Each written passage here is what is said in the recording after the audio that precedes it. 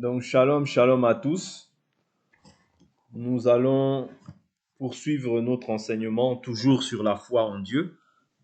Et sans plus tarder, j'invite chacun d'entre vous à prendre vos Bibles et que nous puissions, afin que nous débutions en fait notre partage. Donc, nous sommes toujours sur la foi en Dieu. Nous sommes en train d'étudier en fait les différents aspects de la foi en Dieu. Et lorsqu'on aura pris à peu près tous les éléments en fait de la foi en Dieu, quoiqu'on ne peut pas épuiser la Bible, ouais, nous n'avons pas cette prétention-là, mais néanmoins nous mettrons un point-virgule, nous passerons aussi du moins aux personnages pour voir aussi comment est-ce qu'ils ont manifesté la foi. Okay? Donc ici, ce sera la foi pratique, c'est-à-dire la foi qui est liée au fait de croire. Okay?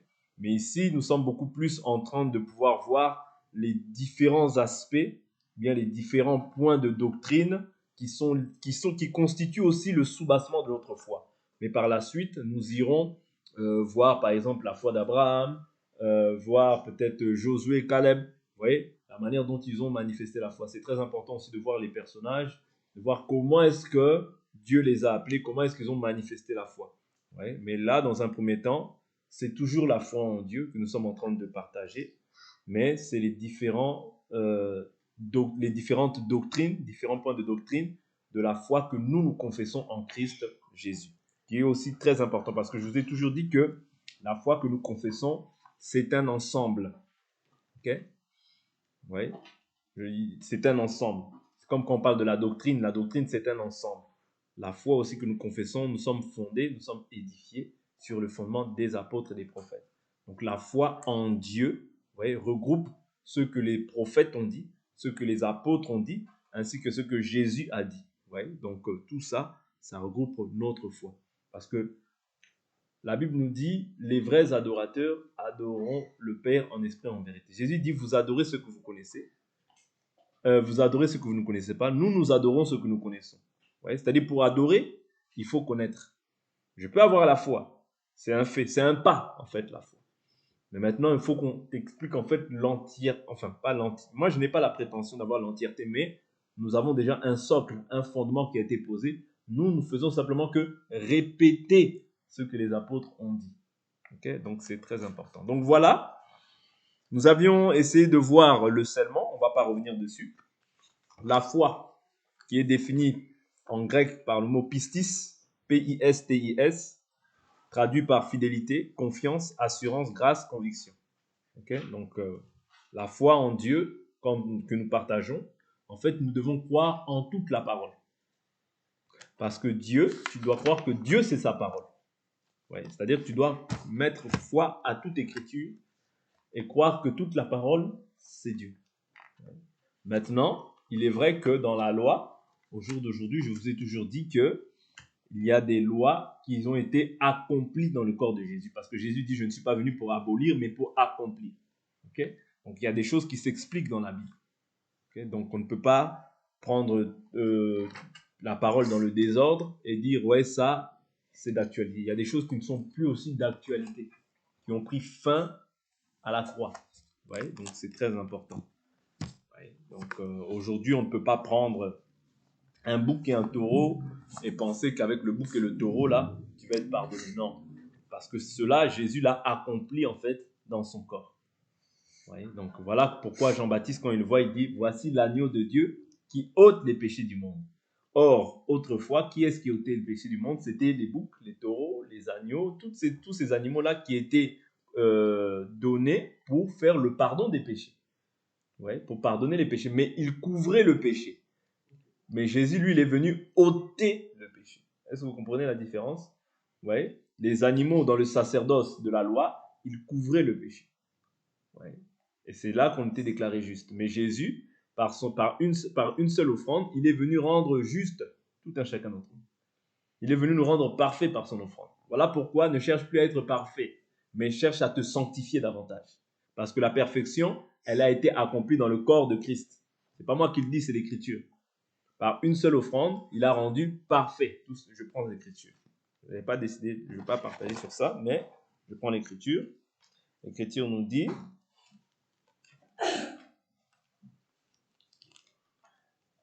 je prends l'Écriture,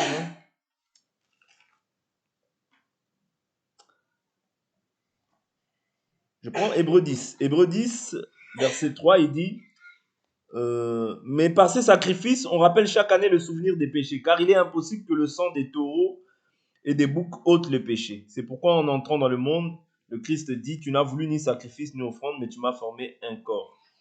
Je saute, je vais prendre une autre écriture. Voilà.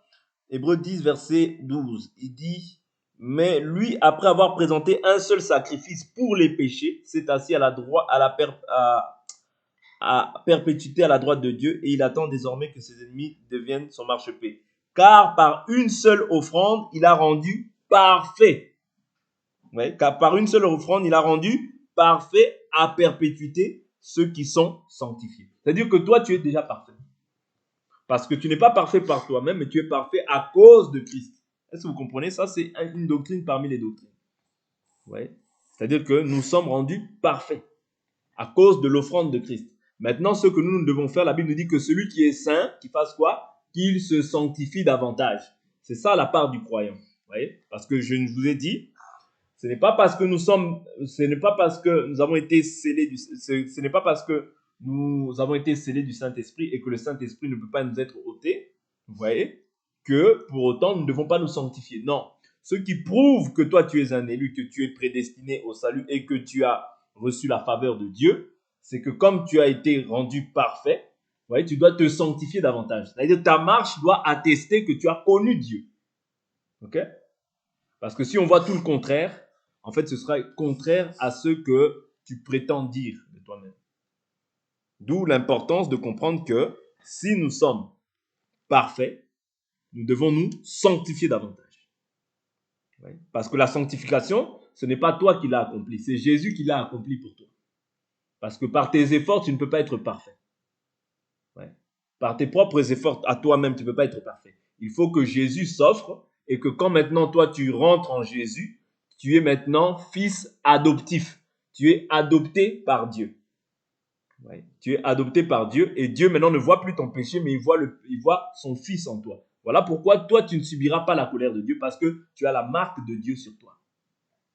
Et Dieu à tout moment quand il veut frapper, ok, il met une marque sur ses élus. Ces élus comme ça, eux ne sont pas touchés. C'est ça qui fait que toi et moi on verra le ciel. C'est parce que tu as la marque de Dieu en toi. C'est-à-dire que quand Dieu voudra frapper, bon, nous, on ne sera pas là, hein. On ne sera pas là, mais je dis simplement cela comme ça. C'est-à-dire que quand Dieu veut frapper, il met toujours une marque sur ses élus. Prenons une écriture. Je n'avais pas prévu de partager sur ça, mais que la gloire soit rendue à Dieu. Je pense que je dois continuer comme ça. Donc, je ne veux pas forcer. Prenons une écriture. Ézéchiel, je crois. Ézéchiel, si je ne m'abuse. Ézéchiel, je crois que c'est Ézéchiel. Je parle de ça.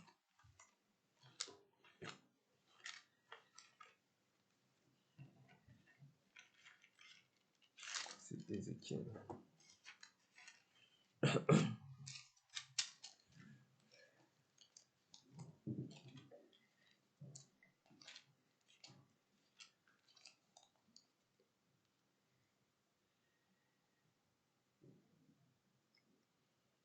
Ézéchiel 14. Ézéchiel 14. Ézéchiel 14, verset 12. Je n'avais pas prévu de partager sur ça, mais je sens que je dois partager sur ça. Ézéchiel 14, verset 12. La parole de l'Éternel me fut adressée en ces mots. Fils d'homme, si un pays pêche contre moi en se livrant à l'infidélité, et si j'étends ma main sur lui, si je lui retire la miche de pain, si je lui envoie la famine, si j'en retranche les hommes et les bêtes, et qu'il y ait au milieu de lui ces trois hommes, Noé, Daniel et Job, ils délivreront leur âme par leur justice. Oracle du Seigneur l'Éternel, si je fais parcourir le pays par des bêtes féroces qui le dépeuplent, s'il devient un lieu désolé où personne ne passe à cause de ces bêtes, et qu'il y ait au milieu de lui ces trois hommes, je suis vivant, oracle du Seigneur l'Éternel, ils ne délivreront ni fils ni fille, eux seuls seront délivrés et le pays deviendra un lieu désolé. Ou si j'amène l'épée contre ce pays, si je dis que l'épée parcourt le pays, si j'en retranche hommes et bêtes et qu'il y ait au milieu de ces trois hommes, je suis vivant, oracle du Seigneur l'Éternel, ils ne délivreront ni fille ni fils. mais eux seuls seront délivrés. Ou si j'envoie dans le pays, ou si j'envoie la peste dans ce pays, si je répands contre lui ma fureur par la mortalité, en retranchant hommes et bêtes, et qu'il y ait au milieu de lui Noé, Daniel et Job, oracle du Seigneur l'Éternel, ils ne délivreront ni fils ni filles, mais ils délivreront leur âme par leur justice. Donc ici, Dieu en fait fait le discernement des justes. C'est-à-dire que lorsque Dieu frappe, vous voyez, Dieu ne fait pas. Abraham avait déjà dit dans Genèse que Dieu ne détruira pas le juste avec l'injuste. Non. C'est-à-dire le juste et l'injuste n'auront jamais le même sort. Ouais, jamais. C'est-à-dire Dieu en tout temps, il sait faire la distinction entre le juste et l'injuste. Ouais, parce que ce qu'un homme aura semé, il le moissonnera. Ok? Je prends encore une autre écriture. C'est une même écriture, mais dans laquelle on voit vraiment Dieu envoyer des anges, mais avant de détruire, Dieu permet que les justes ne soient pas avec les injustes. Ouais. Dieu met une marque sur la vie des justes pour qu'ils ne puissent pas avoir la même sentence avec les injustes. Je crois que c'est Jérémie qui parle de ça. Jérémie 15 peut-être. Jérémie 15. Ah non, Jérémie 15. 15. On le verset. Jérémie 15. Bon. Allons prendre même Apocalypse.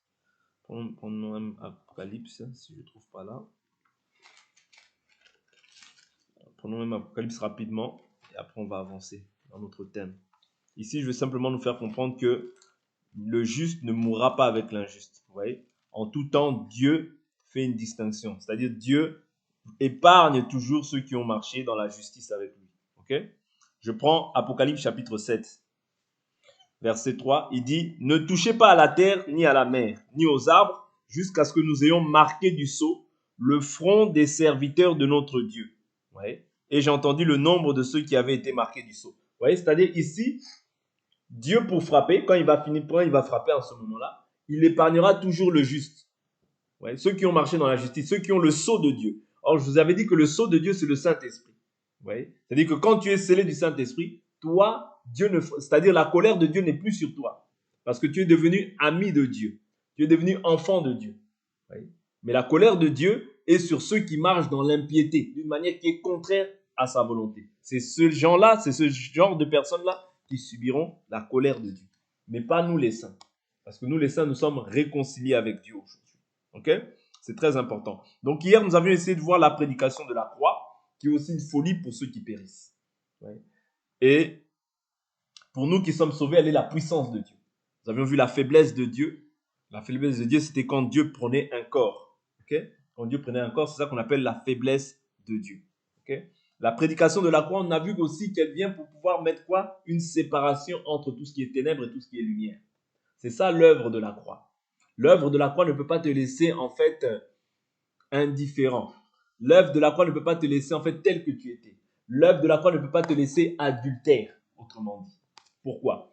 Parce que autrefois, c'est ce que nous étions. Nous étions adultères. Voilà pourquoi Jacques nous dit adultères que vous êtes. Ne savez-vous pas que l'amour du monde est inimitié envers Dieu? En cela, ceux qui veulent se rendre comment? Amis du monde, se rendent ennemis de Dieu. Vous comprenez? C'est-à-dire que dès lors où toi, maintenant, il y a une autre idole dans ton cœur, dès lors où il y a un autre Dieu qui règne, tu deviens par surcroît adultère. D'où l'importance de comprendre que Dieu ne vient pas pour te laisser tel que tu es. Non, Dieu vient dans ta vie pour pouvoir déjà séparer tout ce qui est ténèbres et lumière et pour pouvoir maintenant imprimer la vie de Dieu en toi. C'est-à-dire qu'au travers de toi, maintenant qu'on puisse voir Christ, que tu sois une lettre écrite. C'est-à-dire qu'on n'ait pas besoin de dire que celle-ci, qui elle est. Elle est chrétienne, elle est païenne, il est chrétien, il est païen. Non. C'est-à-dire que quand on te voit, on doit voir en fait le changement qui a été opéré. De même que quand on voit le jour, on sait qu'il est jour. Quand on voit la nuit, on sait qu'il est nuit. C'est ça que doit être un enfant de Dieu. C'est-à-dire qu'il doit être métamorphosé par rapport à son ancienne vie. C'est-à-dire que tout ce qui était autrefois ténèbres, nous ne devons plus le retrouver dans sa vie.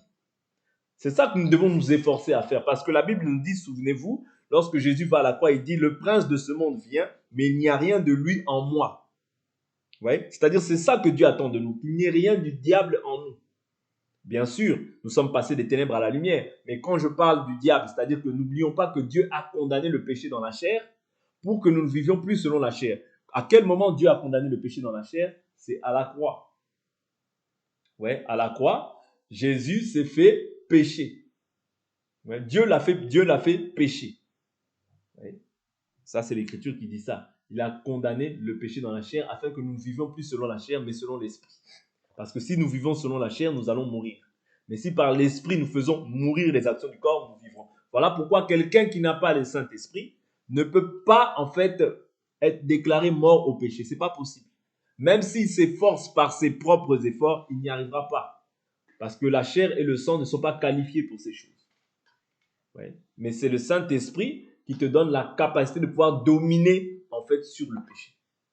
Même si tu es discipliné, même si tu es bien organisé, tu ne pourras pas. Pourquoi? Parce que il te faut en fait l'homme fort. Or, l'homme fort, c'est le Saint-Esprit qui vient te donner la capacité de pouvoir dominer sur l'homme fort qui régnait dans ta vie auparavant. Or, l'homme fort qui régnait dans ta vie auparavant, c'est le diable. Voilà pourquoi Jésus nous dit que si un homme fort vient et pille la maison, vous voyez cette écriture-là, hein? Quand il dit, je crois que c'est dans Matthieu chapitre 13, je crois, quelque chose comme ça. Matthieu 13.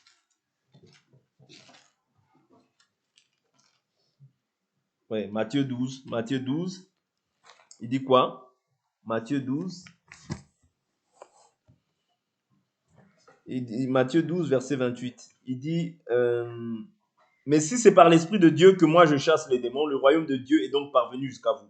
Comment quelqu'un peut-il entrer dans la maison d'un homme fort, vous voyez, et piller ses biens sans avoir auparavant lié cet homme fort? Alors seulement il pillera sa maison. Vous voyez? C'est-à-dire que pour piller l'homme fort, il faut qu'il y ait un homme qui soit beaucoup plus fort que lui, qui puisse le lier. Vous voyez? Or, qui a la possibilité de pouvoir lier et chasser le mauvais esprit? Ce n'est que l'Esprit de Dieu. Vous voyez? Ce n'est que l'Esprit de Dieu qui a la possibilité de lier cet homme fort qui dominait en toi. L'homme fort qui dominait en toi autrefois, c'était Satan.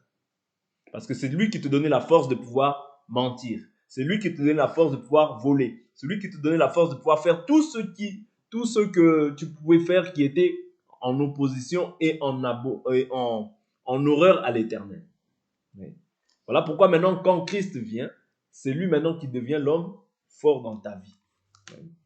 Et c'est lui qui vient maintenant t'asservir. Parce que quand Jésus te dit shalom, en réalité, quand on disait shalom dans la loi, vous voyez, c'est paix, mais quand Israël il disait shalom à un pays, il dominait sur lui. Vous comprenez? Voilà pourquoi quand Jésus vient et te dit shalom, il vient dominer sur ta vie. Vous comprenez? Parce que quand les peuples que Israël voulait détruire, eux, ils répondaient aussi shalom, ce peuple-là maintenant, c'est-à-dire était asservi maintenant à Israël. Ouais. Donc c'est simplement pour nous faire comprendre que quand Jésus vient dans ta vie, il domine aussi ta vie. Donc c'est très important, ce sont des aspects que nous devons comprendre. Vous voyez, quand je viens à Christ, quelle est la raison pour laquelle je viens à Christ? Quand j'ai compris en fait la raison de mon existence, je soumets maintenant ma volonté aussi à la volonté de Dieu. Parce qu'il est écrit non pas ma volonté, mais que ta volonté s'effectue. Voilà pourquoi on nous parle du renouvellement de l'intelligence. Parce que Dieu maintenant doit te réapprendre à vivre. Parce que tu avais une manière de vivre, un style de vie, des émotions, des sentiments, des pensées qui étaient en opposition à la volonté de Dieu. Quand tu viens maintenant à Christ, Christ doit te montrer aussi comment maintenant tu dois vivre avec lui. Voilà pourquoi la Bible dit, je crois que c'est le livre de 1 Timothée, nous avions partagé sur ça, il dit, si je tarde, tu sauras comment il faut te comporter dans la maison de Dieu, qui est la colonne et l'appui de la vérité. C'est-à-dire qu'il y a un comportement à adopter et à avoir dans la maison de Dieu. Or, la maison de Dieu, c'est nous. Vous voyez? Lorsque nous nous réunissons aussi, comme ça, nous formons une maison spirituelle pour offrir des victimes spirituelles agréables à Dieu par Jésus-Christ. Lorsque nous prions, nous offrons des victimes spirituelles à Dieu. Lorsque nous louons, nous offrons des sacrifices agréables au Seigneur. Tout ça, ce sont des sacrifices que nous offrons au Seigneur. Ouais, donc, c'est très important de comprendre ces choses. La vie ancienne et la vie nouvelle. Okay? L'œuvre de la croix te rend diamétralement opposé à ce que tu étais avant. Si même tu avais un mauvais caractère, Jésus doit te briser. Tu ne peux pas te plaire avec le mauvais caractère dans la maison de Dieu. Non. La maison de Dieu, il y a une manière de vivre. Il y a la douceur qu'on doit avoir chez toi. Il y a la paix qu'on doit avoir chez toi. Il y a l'amour. Parce que l'amour, c'est le soubassement aussi de notre foi. Un chrétien sans amour, ce n'est pas un chrétien qui a compris encore comment est-ce qu'il doit vivre dans la maison de Dieu. Nous devons avoir de l'amour les uns envers les autres et envers tous. Parce que l'amour, c'est par amour. N'oubliez pas que c'est par amour que Jésus s'est offert. C'est par amour qu'il a donné sa vie pour toi et pour moi. Il aurait pu garder sa vie. Mais n'oubliez pas que si tu gardes ta vie, même quand je vous dis toujours que quand même tu ne veux pas aimer, tu gardes ta vie. Mais quand tu gardes ta vie, tu la perds. Et quand tu perds ta vie, tu la retrouves. Voilà pourquoi la Bible nous dit, il a donné sa vie pour nous. Nous aussi, nous devons donner nos vies pour les frères. C'est-à-dire, ta vie ne t'appartient plus. Si elle appartient à Christ, on doit voir le caractère de Christ en toi. Est-ce que vous comprenez? Parce que maintenant, tu lui as donné ta vie. Tu ne peux pas récupérer quelque chose que tu as donné. Ouais. Quand tu lui as donné ta vie, tu lui as cédé ta pensée. Tu lui as cédé. Oh, moi, je suis comme si, moi. Non, non, non, non, non, non. Est-ce que Dieu veut ça? Vous comprenez? Moi, je pense que moi, ceci. Non. Il faut bannir ce vocabulaire-là de ta vie. Moi. Parce que le toi est mort au péché. Est-ce que vous comprenez? Le toi, là, le moi, c'est ça qui nous tue. Moi, je pense que moi. Moi, je n'aime pas qu'on me touche comme ça. Moi, on ne me parle pas comme ça. Dieu va permettre qu'on te parle mal. Dieu, il permettra. Parce que ce que toi, tu ne veux pas, Dieu va le faire pour te montrer qu'il est Dieu. Et que toi, tu n'es qu'une vapeur qui paraît pour un peu de temps. Comprenez? Moi, ceci. Moi, on ne me crie pas dessus. Dieu va permettre qu'on te crie dessus. Parce que tout ce que tu ne veux pas qu'on te fasse, Dieu va permettre qu'on te le fasse. Pour que tu comprennes que c'est lui qui décide. Non pas ma volonté, mais que ta volonté s'effectue. Tu as donné ta vie. Cette vie-là ne t'appartient pas. Et je vous ai dit, Hébreu nous dit quoi? Ouais, Hébreu 12, verset 2 nous dit quoi? Hébreu 12, nous avions vu ça, nous dit, Hébreu 12, Hébreu 12, verset 1. Il dit, nous donc aussi, puisque nous sommes environnés d'une si grande nuée de témoins, rejetons tout fardeau et le péché qui nous enveloppe si facilement, et courons avec persévérance l'épreuve qui nous est proposée. Les yeux fixés sur Jésus, qui est l'auteur de la foi, qui l'amène à la perfection. Au lieu de la joie qui lui était proposée, il a supporté la croix, méprisé la honte et s'est assis à la droite du trône de Dieu.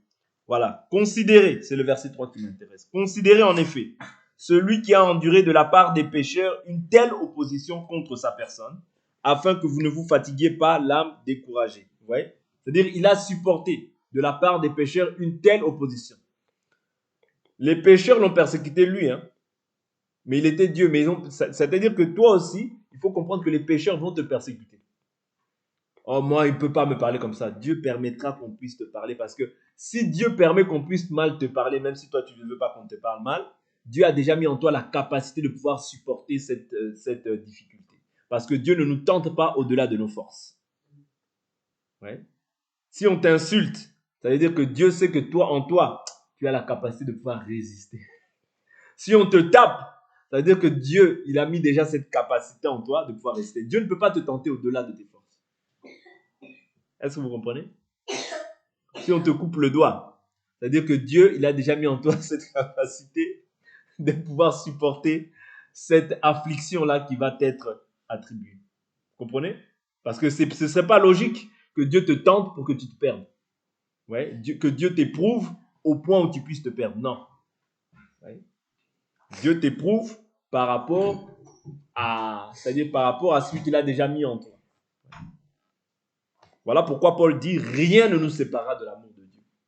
Ni la faim, ni la soif, ni le dénuement, ni les persécutions, ni le péril, ni le dénuement, ni les choses d'en haut, ni les choses d'en bas, ni les anges, ni la mort, ni la vie.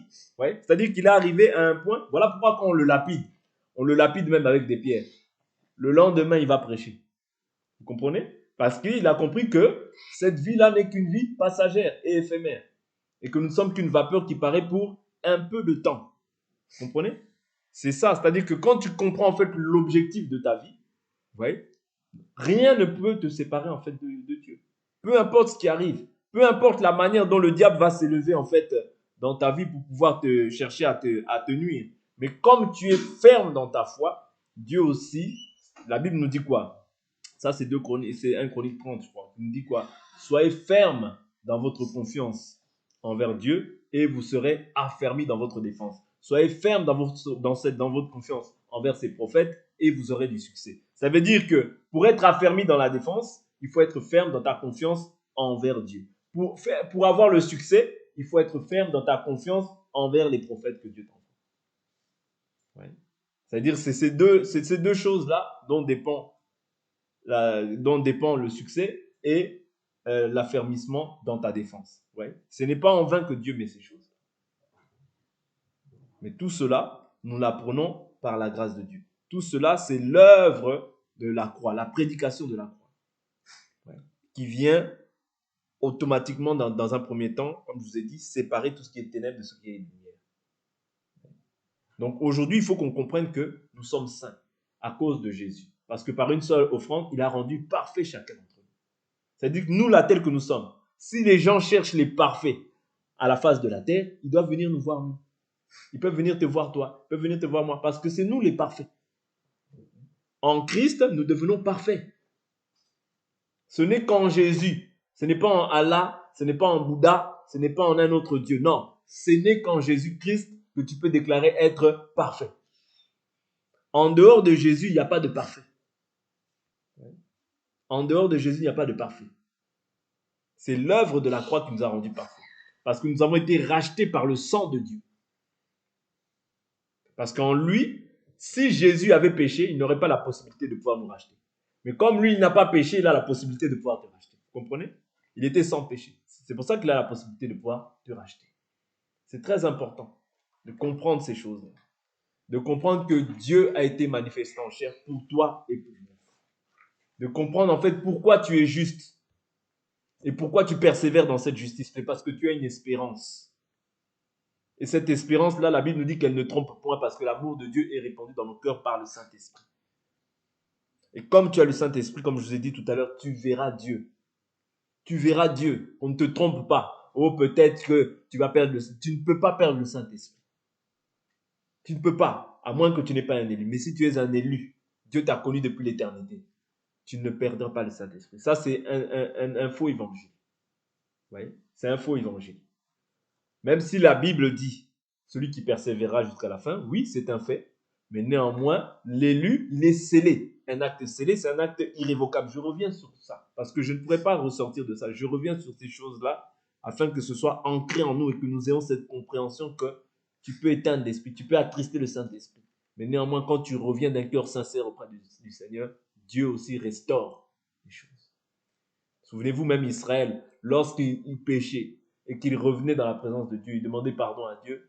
Dieu aussi a envoyé maintenant des prophètes, des sacrificateurs pour pouvoir faire l'œuvre, ou bien des libérateurs pour qu'ils puissent continuer la marche. Vous comprenez? Donc Dieu n'abandonne pas à toujours. Et même lorsqu'il afflige, il a aussi compassion selon sa grande miséricorde. Ça, c'est des textes qu'il ne faut pas oublier. Et la prédication de la croix ne nous pousse pas à être pire. Non, ce n'est pas ce que je dis. Mais à être meilleur. C'est-à-dire que quand nous avons accepté le Christ, nous devons comprendre que maintenant nous devons aller de progrès en progrès. C'est très important. Okay? Donc, nous devons comprendre aussi que l'amour doit être vraiment notre soubassement. Parce que Jésus a dit, tu aimeras le Seigneur ton Dieu de tout ton cœur, de toute ton âme, de toute ta pensée, de toute ta force, ton prochain comme toi-même. Quelqu'un qui n'a pas l'amour, ouais, comme Jésus le veut, il serait difficile en fait que Jésus prenne plaisir à lui. Pourquoi? Parce que tout ce que Jésus a accompli, c'est par amour. Même la Bible nous dit que, dans Romains chapitre 13, verset 10, si je m'abuse, il dit que l'accomplissement de la loi, c'est l'amour. C'est-à-dire, c'est par amour que Jésus s'est offert pour toi et moi. C'est-à-dire qu'il a accompli la loi, vous voyez, dans sa propre chair, à cause de l'amour, à cause de l'épouse qui est l'Église. Il s'est offert pour cette Église. Voilà pourquoi, quand nous rentrons en Christ, même si avant j'avais du mal à aimer, mais Dieu doit manifester aussi cette nature-là, ce caractère-là, d'aimer sans condition, d'aimer même mes ennemis, d'aimer ceux qui me maudissent, d'aimer ceux qui me haïssent, d'aimer ceux qui me persécutent et de prier pour eux. Pas simplement des lèvres, mais dans mon cœur. Vous voyez, il faut que ces choses-là se reflètent. C'est très important. Vous voyez, parce que si tu aimes simplement ceux qui t'aiment, tu fais rien de spécial. Tu fais rien de spécial. Si j'aime ma femme, j'aime mes enfants, c'est normal. Même les païens aussi font la même chose. Mais quand tu aimes celui qui ne t'aime pas, là, tu fais quelque chose de grand selon Dieu. Vous comprenez? Quand tu aimes simplement mes enfants, ma femme, j'aime ceux qui... En fait, les païens font la même chose. Mais quand je commence à aimer celui qui me haït, je commence à faire du bien à celui qui me fait du mal. Ouais, je lui fais du bien, il me fait du mal, je lui fais du bien. Il me fait du mal, je lui fais du bien. Je lui fais du bien. Je continue à lui faire du bien. Non pas, vraiment, j'aime beaucoup prendre cette écriture-là parce que beaucoup de gens disent non, oui, c'est vrai que quand tu lui fais du bien, c'est des charbons ardents que tu mets sur sa tête. Mais toi, je vous dis toujours que l'objectif pour lequel tu dois lui faire du bien ne doit pas être forcément pour qu'il puisse être jugé, mais pour qu'on puisse parvenir à la repentance. C'est ça les sentiments d'amour. Les sentiments d'amour ne doivent pas te pousser à te dire simplement que, bon, comme je lui fais du bien, comme je lui fais du bien, la Bible dit ça. Oui, il est vrai que la Bible dit ça. C'est une écriture. L'écriture ne peut pas être anéantie. Mais dans ton fort intérieur, quand tu pries pour quelqu'un même qui te fait du mal, tu dois l'aimer, mais dans le but qu'il parvienne aussi à la repentance. C'est ça l'objectif. Parce que Dieu ne désire pas la mort du méchant, mais il désire que le méchant se repente et qu'il parvienne à la vie. Vous comprenez? C'est ça le plus grand souhait de Dieu. C'est-à-dire que même quand tu fais du bien à quelqu'un qui te fait du mal, dans ton fort intérieur, ne te dis pas, ah, comme je lui fais du bien, comme je lui fais du bien, Dieu finira par juger. Oui, c'est vrai, c'est un jugement quand tu lui fais du bien. Il te fait du mal, tu lui fais du bien, il te fait du mal, tu lui fais du bien. C'est un jugement, c'est vrai. Parce que la Bible dit ce sont des charbons ardents que tu mets sur sa tête. Mais néanmoins, dans ton fort intérieur, ouais, tu dois toujours avoir compassion et miséricorde. Parce que toi aussi, autrefois, tu étais peut-être un persécuteur pour ceux qui vivaient aussi dans la sainteté. Ouais. C'est-à-dire que maintenant que toi, tu as embrassé la foi, ouais, tu dois avoir les sentiments qui étaient en Christ. C'est-à-dire que quand il voyait les pécheurs, il avait compassion et miséricorde. Si Jésus n'avait pas demandé pardonne-leur, Père, ils ne savent pas ce qu'ils le font. Personne d'entre nous n'aurait été pardonné. Mais comme il a dit pardonne-leur, Père, ils ne savent pas ce qu'ils font. D'office, nous avons été pardonnés. Oui. D'office, nous avons été pardonnés. Parce que Jésus l'a demandé. Vous comprenez? C'est ça qui doit nous animer. C'est ça le caractère, le fond. Parce qu'en fait, toutes les personnes qui te font du mal, ils sont aveuglés par Satan. Parce que l'Écriture dit, si notre évangile est voilé, il est voilé pour ceux qui périssent. Pour les incrédules, dont le Dieu de ce siècle a aveuglé les pensées, afin qu'ils ne voient pas le glorieux évangile de notre Seigneur Jésus-Christ, qui est l'image de Dieu. C'est-à-dire que quand toi tu viens, tu parles de Jésus, ouais, tu annonces Jésus, ok? Les gens, ils rigolent de toi, va là-bas, toi toujours, tu parles, tu n'as rien d'autre à faire, va là-bas, on peut même te taper. Mais toi maintenant quand tu leur fais du bien, ne les maudis pas dans ton cœur. Demande réellement la grâce de Dieu sur leur vie. Prie réellement avec sincérité pour eux. Et de la compassion, et de la miséricorde. Oui. Parce que le but vraiment ultime, c'est qu'ils parviennent aussi à la repentance. Parce que quand ils parviennent à la repentance, tu auras fait quelque chose de bien. Mais s'il y a un jugement qui s'abat sur eux, c'est une âme qui sera perdue. Vous comprenez? Or, Dieu ne désire pas la mort du méchant. Nous devons vraiment avoir ces sentiments-là en nous. Des sentiments de compassion, de miséricorde, de comprendre qu'ils sont aveugles et qu'ils ne savent pas ce qu'ils font. Toi aussi, autrefois, tu te dirigeais tes pas comme tu voulais. Tu allais là-bas, là-bas. Tu étais par nature ennemi de Dieu. Tu étais destiné à voir la colère de Dieu.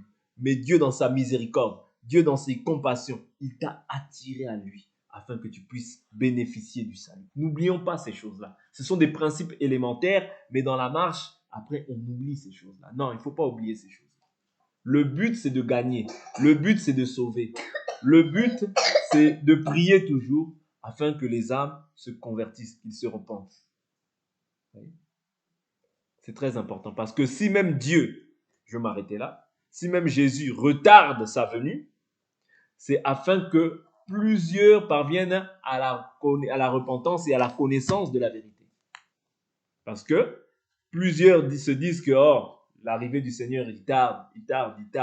Toutes les choses qu'ils avaient dites, vous dites depuis le Seigneur, mais on ne voit toujours pas le Seigneur venir. Oui, mais le Seigneur, la Bible nous dit qu'il use de patience, voulant que tous les hommes se repentent et qu'ils parviennent à la connaissance de la vérité.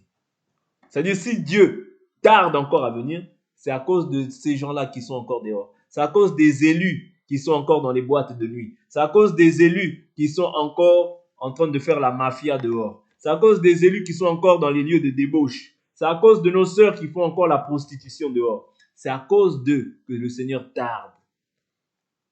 Parce que dès lors où le dernier élu rentrera, ce sera fini. Comprenez? Mais c'est à cause de nos sœurs, de nos frères qui sont encore de l'autre côté là-bas, qui jouent encore, qui sont encore dans le monde. Oui?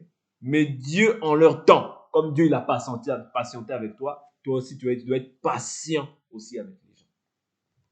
Parce que Dieu a patienté avec nous. Peut-être des 30 ans, des 40 ans pour nous appeler. Oui?